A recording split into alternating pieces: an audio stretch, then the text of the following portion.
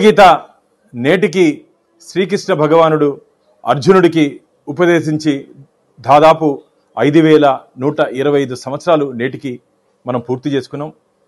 అలాంటి గ్రంథాన్ని కోట్లాది మంది హిందువులు తమ జీవన శైలిలో దానితో మమేకమై నిత్యం భగవద్గీతలో ఉన్నటువంటి సారాంశాన్ని తమ జీవితంలో ఏ విధంగా ఉండాలి, ఏ విధంగా ముందుకు పోవాలి, ఏ విధంగా ధర్మాన్ని ముందుకు తీసుకోవాలని చెప్పి ఒక మంచి సంకల్పంతో భగవద్గీతని ఆరాధిస్తూ ముందుకు పోతున్నటువంటి ఈ సందర్భంలో మొన్న గౌరవ శాసనసభ్యులు అలాగే తిరుమల తిరుపతి దేవస్థానాల ధర్మకర్తల మండలి సభ్యులు ఎంఎస్ రాజు గారు భగవద్గీత వల్ల ఉపయోగం లేదని చెప్పి మాటల్ని వెంటనే వారు వెనక్కి తీసుకొని హిందువులకు క్షమాపణ చెప్పాలని చెప్పి మేము డిమాండ్ చేస్తున్నాం.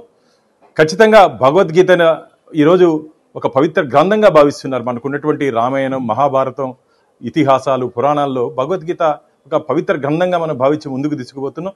శ్రీకృష్ణుడు బోధించినటువంటి ఆ గ్రంథం ఈరోజు ప్రపంచవ్యాప్తంగా కేవలం హిందూ దేశంలోనే కాకుండా ప్రపంచవ్యాప్తంగా సునీతా విలియమ్స్ అంతరిక్షంలోకి వెళ్ళే సమయంలో కూడా భగవద్గీతని గణేష్ ప్రతిమని వారు తీసుకొని వెళ్ళారని చెప్పి మనం చదవడం జరిగింది.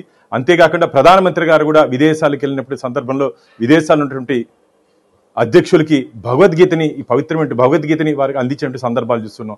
అలాంటి భగవద్గీత పట్ల ఇంత అవహేళనగా మాట్లాడడం ఇది మంచిది కాదు. వారు వెంటనే ఈ మాటలు వెనక్కి తీసుకోవాలని చెప్పి మేము వారిని డిమాండ్ చేస్తున్నాం.